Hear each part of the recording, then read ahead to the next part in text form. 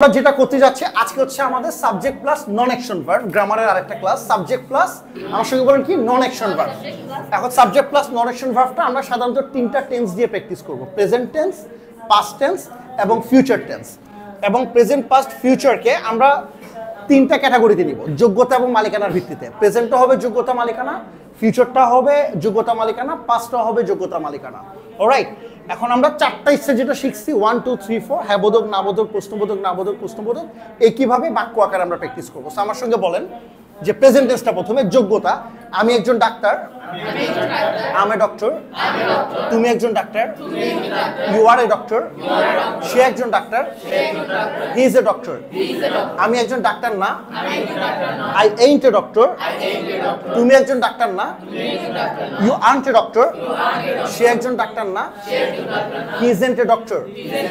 আমি কি একজন ডাক্তার, এম আই এ ডক্টর, তুমি কি একজন ডাক্তার, আর ইউ এ ডক্টর, সে কি একজন ডাক্তার, ইজ হি এ ডক্টর।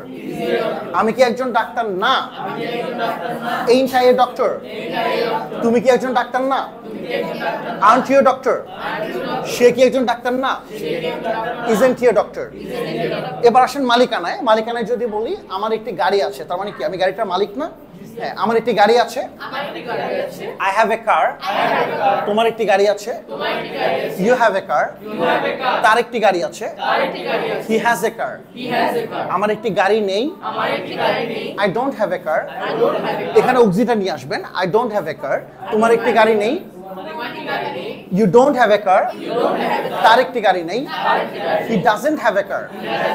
আমার কি একটি গাড়ি আছে, ডু আই হ্যাভ এ কার। তোমার কি একটি গাড়ি আছে, do you have a car.